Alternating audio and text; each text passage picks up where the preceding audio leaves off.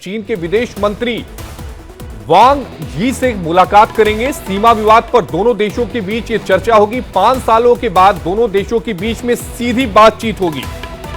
जो आखिरी बातचीत दोनों मुल्कों के बीच में हुई थी वो दिसंबर 2019 में हुई थी और उसके बाद अब 2024 दिसंबर में ये मुलाकात हो रही है। ठीक 5 सालों के बाद बेहद अहम ये दौरा माना जा रहा है एनएसए अजीत डोभाल का। इस वक्त की बड़ी खबर 2 दिनों के दौरे पर है। मंगलवार और बुधवार यानी आज और कल ये 2 दिनों के दौरे पर अजीत डोभाल चीन में हैं। विदेश मंत्री चीन के जो हैं उनके साथ मुलाकात करेंगे। 5 सालों के बाद दोनों देशों के बीच ये मुलाकात हो रही है। भारत और चीन सीमा को लेकर ये बैठक 17 और 18 दिसंबर को होगी और इस दौरान अजीत डोभाल चीन के विदेश मंत्री वांग यी के साथ चर्चा करेंगे। इस यात्रा को दोनों देशों के बीच लंबे समय से चल रहे सीमा विवाद को सुलझाने की दिशा में बड़े कदम के तौर पर देखा जा रहा है। गलवान झड़प के बाद यह विशेष प्रतिनिधि स्तर की पहली वार्ता होगी। दोनों देशों के बीच आखिरी बार जो विशेष प्रतिनिधि स्तर की जो वार्ता हुई थी वो दिसंबर 2019 में हुई थी। और हमारे साथ 2 खास मेहमान इस चर्चा में शामिल हो रहे हैं। हमारे साथ retired major general VK Datta ji हैं, रक्षा विशेषज्ञ हैं। Retired major general Sanjay Meshtan ji हैं, रक्षा विशेषज्ञ हैं। आप दोनों का इंडिया डेली में बेहद स्वागत है। Retired major general VK Datta ji, पहला सवाल आपसे, जो यात्रा हो रही है अजीत डोभाल की, 2 दिनों की यह बैठक होगी चीन के विदेश मंत्री के साथ, कितनी उम्मीदें और किन मुद्दों पर चर्चा होगी? देखिए, ऐसा है कि ये जो विजिट है डोभाल साहब की बहुत इंपॉर्टेंट है। इससे पहले जो आइस ब्रेकिंग जिसको बोलते हैं, जो हमारा मुद्दा चल रहा था चीन के साथ एलएसी के ऊपर, उसको काफी हद तक हमारे जो वर्किंग ग्रुप है उन्होंने सुलझाया था। और उसके बाद जो मीटिंग हुई ब्रिक्स की, जिसमें हमारे प्रधानमंत्री और चीन के जो प्रेसिडेंट है वो आपस में मिले थे।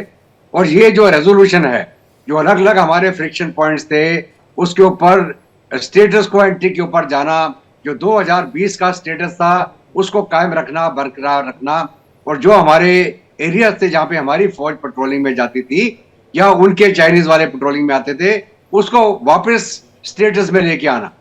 और ये 2 इश्यूज थे, डेप्सांग और डेमचौक के। इसके ऊपर चीन उलझा हुआ था कि कह रहा था नहीं, ये बड़ा पुराना मुद्दा है, हिस्टोरिकल मुद्दा है।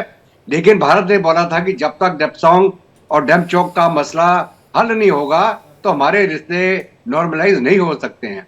इसके चलते चीन ने उसको अग्री किया और इसी के कारण जो हमारी मीटिंग हुई थी प्रधानमंत्री की और उनके प्रेसिडेंट की, जो अक्टूबर में जो मीटिंग हुई थी उसका जिक्र कर रहे हैं आप? अक्टूबर में जो मीटिंग हुई उससे फैसला किया गया कि इसके ऊपर समाधान हुआ। उस समाधान के बाद ही ब्रिक्स के मीटिंग के दौरान हमारे प्रधानमंत्री और जो काजान में जो मीटिंग हुई थी, चीन के जो प्रीमियर है उनकी मुलाकात हुई। और जो हमारे एपेक्स लेवल में बातचीत हुई कि अगर हमने रिश्ते सुधारने हैं तो हमको सब मसलों को बिल्कुल जो पहले सिचुएशन थी, जो हमारे एग्रीमेंट हो रखे हैं 1988 के बाद, उसके बाद जो अलग अलग 91, 93, 96, 2012, वो सारे जो एग्रीमेंट हैं उनको आप कायम रखें। और जो पीस एंड ट्रैंक्विलिटी है लाइन ऑफ कंट्रोल के ऊपर, उसके ऊपर आप दखल अंदाजी मत करें। और जो भी मसला है हमारे बॉर्डर का, उसको बातचीत से सुलझाएं। और चीन को भी मालूम है अगर ये मसला नहीं सुधरेगा तो भारत चीन के रिश्ते सुधरेंगे नहीं, ना ट्रेड होगा, ना उनकी फ्लाइट जो डायरेक्ट आ रही थी भारत में वो होंगी। तो भारत ने बिल्कुल अपना फर्म स्टैंड रखा हुआ है कि हमको ये मसले सुलझाने हैं, तभी जाके भारत और चीन जो हैं आपस में अच्छे पड़ोसी के रिश्ते निभा पाएंगे। और हम जो और इश्यूज के ऊपर, डेवलपमेंट के जो इशू हैं, जो इकोनॉमी के इश्यूज हैं, जो पीपल टू पीपल कंट्रैक्ट के इश्यूज हैं, उसके ऊपर आगे बातचीत चलेगी। उसके ऊपर आगे बातचीत चलेगी। मेजर जनरल संजय मेष्टन जी के पास भी जाना चाहूंगा। संजय मेष्टन जी, जहां तक मेरी जानकारी है और जो मैंने पढ़ा है, भारत और चीन के बीच एलएसी पर 5 जगहों पर डेपचांग, डेमचोक, गलवान घाटी, इसके अलावा पैंगपोंग, तसो और गोगार हॉट स्प्रिंग में संघर्ष था। 2020 के बाद कई दौर की बातचीत हुई और 3 जगहों से जो सेनाएं थीं, अगर हम बात करें गलवान घाटी, पैंगपोंग, तसो और गोगार हॉट स्प्रिंग, दोनों देशों की जो सेनाएं थी वो पीछे हट गई। लेकिन 2 जगहों पर टकरार बना हुआ था, देपसांग और डेमचोक। अभी की स्थिति की बात करें, अक्टूबर में जो मीटिंग हुई थी जिसमें सहमति बनी थी कि दोनों देशों की सेनाएं जो हैं वो पीछे हटेंगी, पीछे हट गई। क्या पहले की तरह जो पेट्रोलिंग है वो वहां पर शुरू हो गई है? बिल्कुल। देखिए, जो आपने अभी ये सारी जगहों का वर्णन किया है, लकली मैं इसी जगह में, इसी डिवीजन में कर्नल जीएस था और ये पूरे इलाकों में खुद हम गए हुए हैं और मेरे को वहां ग्राउंड स्थिति मालूम है। पहली बात, ये जो डेपसोंग और डेमचौक पे ये जो अभी डिसएंगेजमेंट की बातचीत हुई है, अगला कदम है डी एस्केलेशन। देखिए, साफ जाहिर है कि ऑन ग्राउंड पेट्रोलिंग दोनों तरफ से हो रही है और साथ में यूएवीज वगैरह दोनों साइड लॉन्च कर रही है। Surveillance measures, observation measures, patrolling सब चल रहा है। लेकिन मैं आपको अभी बता दूं, क्योंकि मैंने अपनी ब्रिगेड नथुला में कमांड की है और मैं मिलिट्री ऑपरेशंस डायरेक्टरेट में पूरा चाइना बॉर्डर देखता था एज अ ब्रिगेडियर, तो मेरे को पता है ये चाइनीज की साइकोलॉजी। चाइना के साथ, देखिए, चाइना के 14 देशों के साथ बॉर्डर्स है।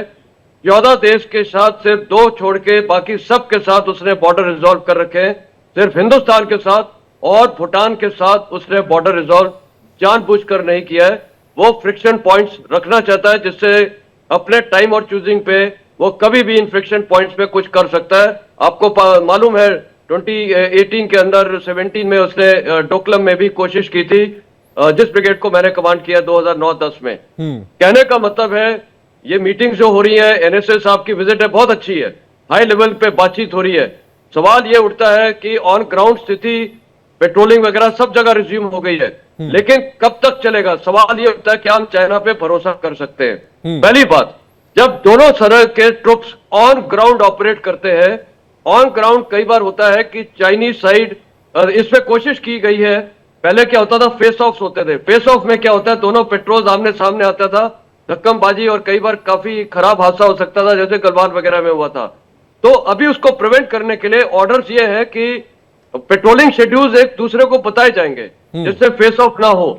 लेकिन कभी भी अचानक ऐसा हादसे हो सकते हैं कि ऑन ग्राउंड ट्रुप्स का दोनों तरफ से कोई क्लैश हो सकता है। अगर ऐसा होता है तो देखिए, कई बार छोटे tactical engagements national level embarrassment हो सकते हैं। तो पहली बात, ये जो हम लोग ग्राउंड पे हरकत कर रहे हैं, इस पे हमें बना रहना चाहिए। चाइनीज पे निगरानी रखना जरूरी है, उनको हम इतना ट्रस्ट नहीं कर सकते। और संजय जी, चूंकि आपने यहां पर जिक्र किया पेट्रोलिंग का, पेट्रोलिंग में अगर दोनों ही देशों की सेनाएं जो है, भारतीय सेना और चीन की सेना, जब आमने सामने आ जाती हैं, तो जो मैंने बात की थी इससे पहले डिफेंस एक्सपर्ट से, उनका यह कहना था कि उस समय बैनर दिखाए जाते हैं कि आप भारत की सीमा में आ रहे हैं, आप चाइना की सीमा में आ रहे हैं और यहां से आप वापस लौट जाइए। उस समय कुछ कहा नहीं जाता। क्या होता क्या था जब आप लोग उस तरह की पेट्रोलिंग को आप लोग डील करते थे, सामने चीन की सेनाएं आ जाती थी, तो क्या होता था?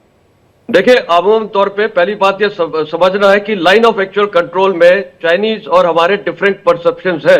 उदाहरण के तौर पे जैसे पेंगोंग त्सू है, हमारा एलएसी हम फिंगर 8 तक मानते हैं, वो फिंगर पहले 1 तक मानते थे, बाद में 4 तक भी मानने लगे थे। कहने का मतलब है, ऐसे इलाकों में हम लोग जाके अपना पेट्रोल भेजते हैं, लेकिन कई बार उसी दिन दोनों साइड के पेट्रोल्स आते थे जिसको हम फेस ऑफ बोलते हैं। अब दोनों साइड क्या करती है, बैनर्स रखते हैं, लाउड स्पीकर रखते हैं, हथियार कैरी करते हैं, लेकिन उसको क्या नाम है, एम्यूनिशन आम तौर पे हम लोग सेफ पोजीशन पे रखते हैं। फायरिंग का ऑर्डर नहीं था दोनों तरफ में, तो वो फायरिंग वगैरह नहीं है। गलवान एक बिल्कुल खराब स्थिति हो गई थी, तो आमूल तौर पे ये होता है। और दोनों तरफ अनाउंस करते हैं, इंटरप्रेटर होते हैं दोनों तरफ के पास, और वो अनाउंस करते हैं कि ये हमारा इलाका है, आप वापस जाइए। अब ऑन ग्राउंड क्या होता है कि जब ये ऐसे फेस ऑफ होते हैं, कोई किसी की सुनता नहीं है और कोशिश ये होती है कि उसी में धक्कमबाजी कभी कभी हो जाती है। तो उसको प्रिवेंट करने के लिए अभी जो दोनों तरफ का हुक्म है कि पेट्रोलिंग प्लान उस महीने का दोनों तरफ के साथ एक्सचेंज किया जाएगा। कहने का मतलब है, ये फेस ऑफ होने की संभावना कम हो जाएगी, क्योंकि अगर पेट्रोलिंग प्लान पता है तो उस दिन भारत पेट्रोल या चाइनीज पेट्रोल नहीं आएगा। दूसरा, यूएवी वगैरह डिप्लॉयड है, सर्वेलेंस मेजर्स डिप्लॉयड है कि वो बेसिक हमारा इलाका जो क्लेम लाइन है, दोनों की क्लेम लाइन है, क्या वो सुरक्षित है? लेकिन सवाल फिर वही उठता है, क्या हम इन पे भरोसा कर सकते हैं? देखिए, मेरे को लगता है ये टॉक्स हो रही है, बहुत अच्छी बात है, लेकिन भारतीय सेना को और भारतीय डिप्लोमेसी को हमेशा चौकन्ना रहना पड़ेगा। चीन के साथ कभी भी वो धोखा दे सकती है। और सवाल ये उठता है कि आज वो भूटान के अंदर MK रिज के इलाके में जो ब्रिगेड मैंने नथुला में कमान की थी, वो तो वहां से भूटान के इलाके से तो काफी कंस्ट्रक्शन एक्टिविटी कर रहा है। और आपको पता है कि भारत का बहुत बड़ा अहम रोल है भूटान में। तो ये जो एक उसकी मंशा दिख रही है भूटान में, और ये जो बांग्लादेश में हो रहा है और मणिपुर में हो रहा है, ये नॉर्थ ईस्ट कॉरिडोर का एक बहुत बड़ा इश्यू है, जो सिलीगुड़ी कॉरिडोर में, क्योंकि भूटान के जरिए उसको एक फ्री हैंड मिल जाता है। तो ये एक बहुत बड़ी चीज है जो NSA साहब, इसलिए NSA गए हैं, वो ये मुद्दा उठाएंगे कि आपके पास कोई अधिकार नहीं है एक इंडिपेंडेंट नेशन भूटान के टेरिटरी को भी आप जो एक्सप्लॉइट कर रहे हैं। जी, retired major general VK Datta ji, 1976 में भारत ने LAC पर 65 जो थे वो पेट्रोलिंग पॉइंट्स जो थे उसको तय किए थे। ये जो पेट्रोलिंग पॉइंट से एक काकोरम के पास है, दूसरा 65 जो है वो चुमार में है। इन पेट्रोलिंग पॉइंट्स को पहचाना तो जा सकता है, लेकिन इन्हें चिन्हित नहीं किया जा सकता। क्या भविष्य में इस पर भी चर्चा होगी कि इन पेट्रोलिंग पॉइंट्स को चिन्हित किया जाए?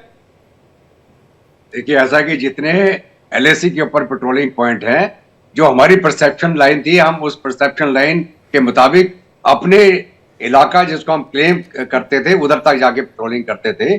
और हमारी पेट्रोल्स वहां पे जाके अपने टेल साइन छोड़ के आते थे कि भाई हम आए, अपने सिगरेट के पैकेट हो गए, वहां पे कोई और खाने पीने का सामान पैकेट छोड़ दिया, निशानदेही करके आते थे हम कि ये भारत का इलाका है। उसी प्रकार जब चीनी पेट्रोल इन इलाकों में आती थी और वो भी आके अपने अपने वो पेंट के साथ लिख जाते थे, दिस इज चाइना या दिस इज चाइनीज बाउंड्री, और इस प्रकार ये चलता रहता था। अभी ये जो पहले पेट्रोलिंग का सिलसिला चलता था, ये इसमें अनअनाउंस्ड होता था, हम कभी भी जा सकते थे, वो कभी भी आ सकते थे।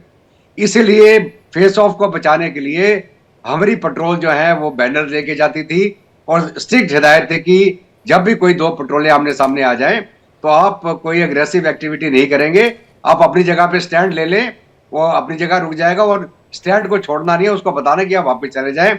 और उसके अंदर चाहे हमारे इंटरप्रेटर्स हो या ना हो, क्योंकि मैंने खुद 2 ब्रिगेड कमांड करे अरुणाचल के एरिया में, जो कि अपना ईस्टर्न सेक्टर पड़ता है, जिसमें कि हम जब उस इलाके की लाइन ऑफ कंट्रोल के ऊपर पेट्रोलिंग करते थे, और मैं पहला मेरा जो ब्रिगेड था वो लाइन ऑफ कंट्रोल वाला था, और दूसरा मेरा ब्रिगेड था कोर रिजर्व ब्रिगेड, जिसके अंदर की पूरे अरुणाचल प्रदेश की और ईस्टर्न सेक्टर की जो बाउंड्री है उसके एक एक जगह को मैंने चिन्हित करके पेट्रोलिंग करके फिजिकली देख के आया था। तो ये हमारा लगातार पेट्रोलिंग चलता रहता है और आगे भी चलता रहेगा। और यही जो एग्रीमेंट हुआ है अभी, जो पीस एंड ट्रैंक्विलिटी वाला, जो हमारा इसको मेंटेन करना, जो 1988 के बाद से हमारे एग्रीमेंट हुए हैं, मोटे तौर पे 88 का 1991 का पहला पीस एंड ट्रैंक्विलिटी, उसको रीइंपोज किया गया 1993 में, फिर 1996 में कॉन्फिडेंस बिल्डिंग मेजर